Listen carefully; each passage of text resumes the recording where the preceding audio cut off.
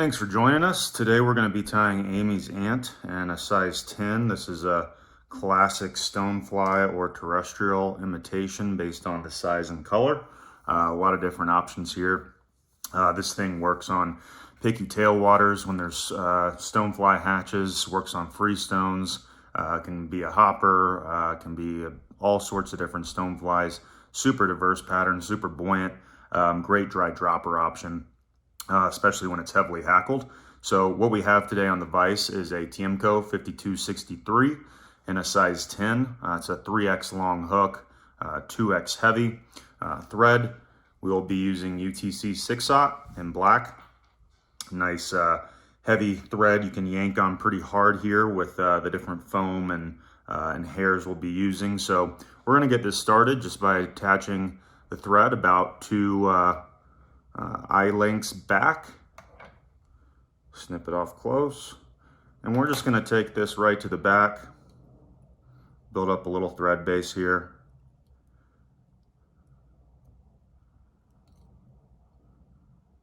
and we're going to take it right back to the barb point.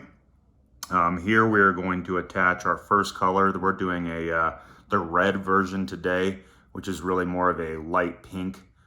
This is a peach foam in 2mm. You can cut this a variety of different ways. You can just use scissors. You can use one of these foam cutters that just makes things consistent. You can also use a paper cutter. Doesn't really matter. You're just looking for this foam to be, about a hook gap wide. So we're gonna tie this in with the square side back. First, we're gonna trim this a little bit. We're just going to make a nice little small diagonal cut on each side here. So we'll tie this in so that it's just barely over the hook bend. I'm more concerned with the front getting out far enough than I am with the length of the back. We'll secure this with about 4 wraps of thread. First 2 can be lighter, second 2 a little tighter. And then we're just going to warp our thread back up to our tie-in point. And we're going to secure the front right here with another 4 wraps or so. Make sure that foam is sitting like you want it to. And then we're just going to go over the foam on our way back to compress it. And I'll do this a few times, just to lay it down, get a nice even base.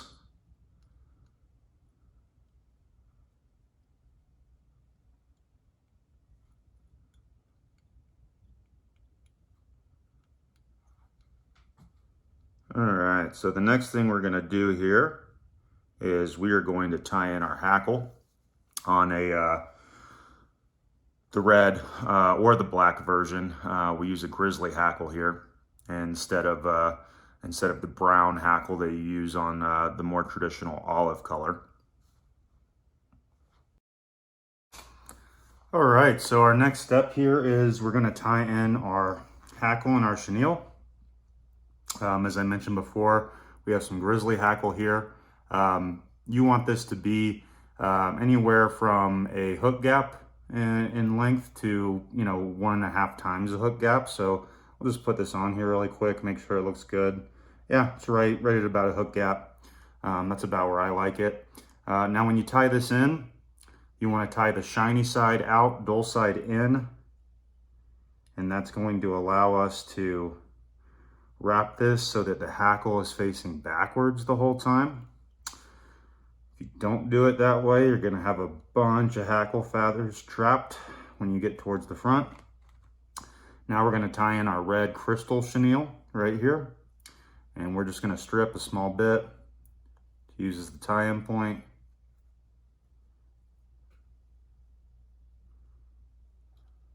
Tie both these in on the near side. All right. Now I'm going to give my thread a little clockwise spin, flatten it out some, just to even out this body before I wrap the hackle. It just helps to make that hackle wrap nice and evenly. So we'll just, doesn't need to be perfect, but we will get it a little smoother here.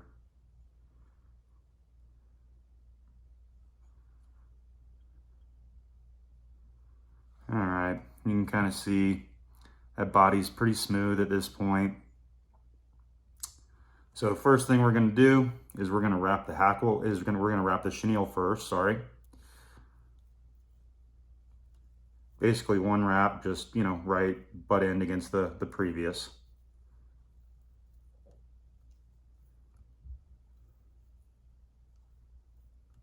All the way up to the front.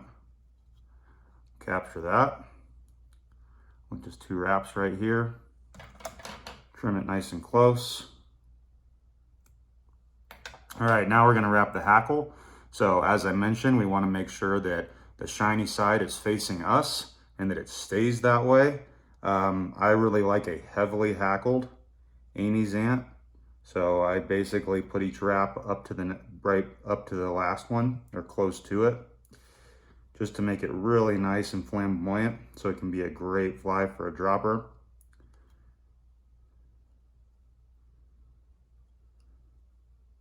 Then we're going to take this all the way to the front.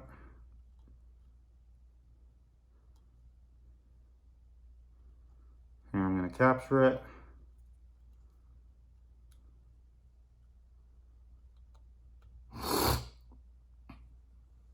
Cut it off close. Now you can see that these hackle fibers are going backwards, not forwards. It's going to make everything a whole lot cleaner. So what we're going to do now is we're just going to palmer our thread towards the back, making sure we don't capture much of this hackle. So just kind of wiggle your way through. That'll help you not capture it. And so the next thing we're going to do is we're going to tie in our legs. We're just using medium round black rubber legs here, trimmed to about exactly a hook shank in length for each leg. So we're going to tie this in on the near side first. Once again, just being careful to not capture. You're going to get some of this hackle no matter what you do, but we just want to minimize that. So 2 wraps of thread, tie on the other side.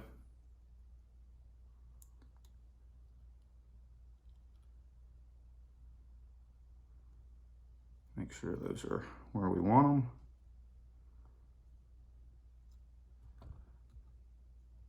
Adjust them a little bit.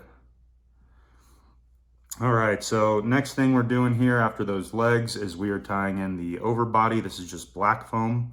Once again, 2 millimeter, same width as the hook gap. You can go a little bit wider just to make them stand apart, but I usually keep them the same. So what we're gonna do here is just make a straight cut across, and then we're gonna cut in a V. So just a small little diagonal cut on both sides.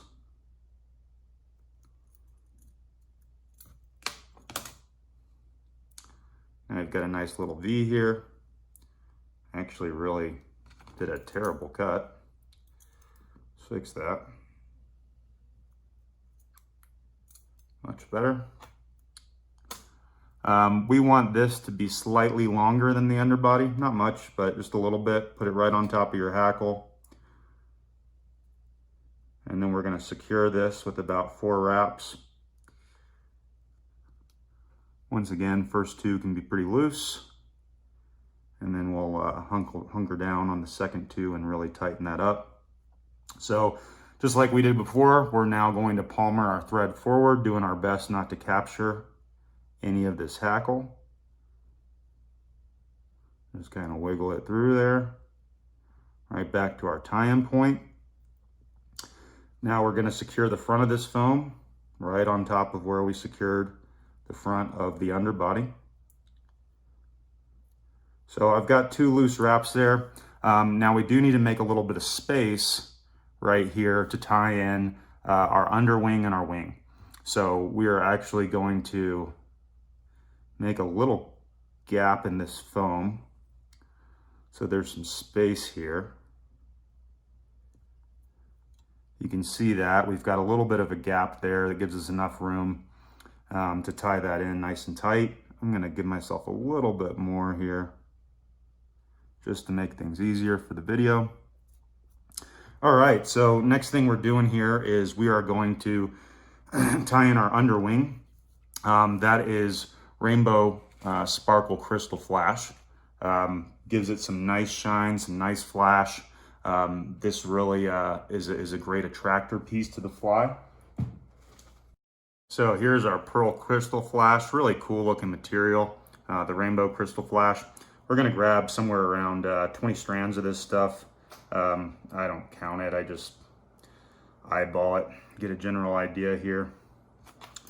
And what we're gonna do is we're gonna tie this in that gap we just found. Pull out some of my scrag, some of my shorter pieces I don't want.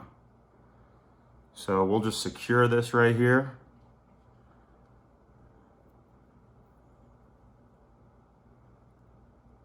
About 3-4 wraps. And we are going to trim that to right where the first piece of the underbody foam ends. Don't worry about it sticking up, that will get pushed back later. So for the overwing, we are using either some natural or bleached elk hair. You don't need a whole lot here. The wing on a stonefly isn't super thick. Nothing quite as wide or as dense as a caddis wing. So we're gonna snip, maybe a 1/4 inch clump or so, as you can see. Now we're gonna squeeze this nice and tight, pull out all the fur, pull out some of those shorter strands we don't want before we put it in our stacker. You can kind of work your grip up to get out some of those strands we don't want. You're gonna pull out a good amount, so that's why we start with about a 1/4 inch, and then that'll go down pretty drastically as you clean this up. So now we're gonna put it in our stacker. Give it a few taps.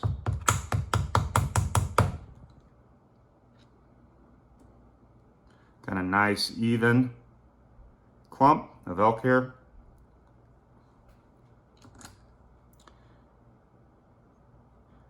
Now we're gonna measure that to go towards the back of the overwing, so a little bit longer than our Crystal Flash.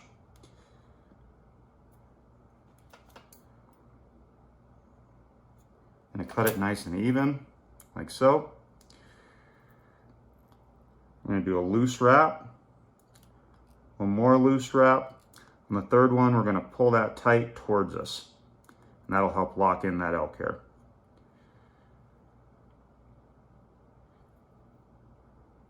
And we'll give a few more tight wraps here. Don't be too concerned about the excess that you can see in here. We'll be covering that up with some dubbing in a minute. So that's about the length we want. Slightly longer than the Crystal Flash. Nice, even, well-stacked elk hair. Next thing we're gonna do here is we are going to add in some dubbing. Any red dubbing will work. I've got some UV ice dubbing that I like, so I'm gonna apply a thin layer of it first. You don't need much here, just to start to cover up the work a little bit. And then I'm going to add in my next sets of legs. Once again, same length as the previous, about 1 hook shank. I'm gonna capture that with 2 wraps. Make sure it's positioned where we want it. And then we're gonna do the same on the far side here.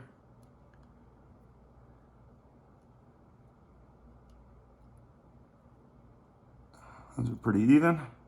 All right, now we're gonna finish with a little more dubbing to cover up that work. With this UV ice dub, a little goes a really long way. You don't need much at all. But we do wanna make sure you see it. A little red hot spot. It's a good attractor.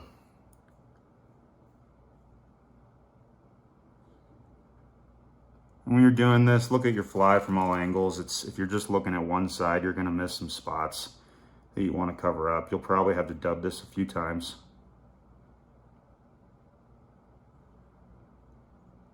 Okay, so that looks pretty good there. Next thing, last couple of steps of this fly is we're gonna pull this foam back. And we are going to tie it in right behind that dubbing.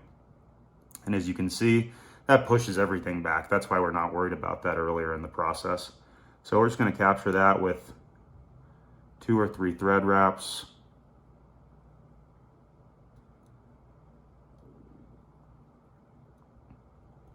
Now we're going to make 2 wraps between that overwing and the underwing.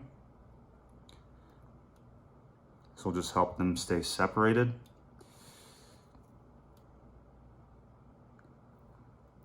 And then we're going to come under, get this right behind the eye, and we're going to whip finish.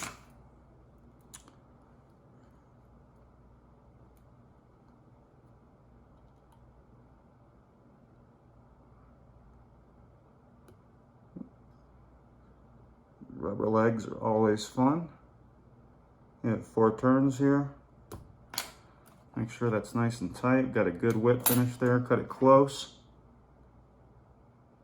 I always like to apply a drop of head cement there just to make sure it's nice and sturdy.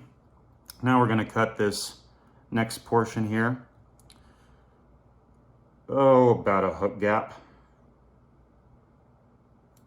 Straight across. And then we're going to make 2 diagonal cuts.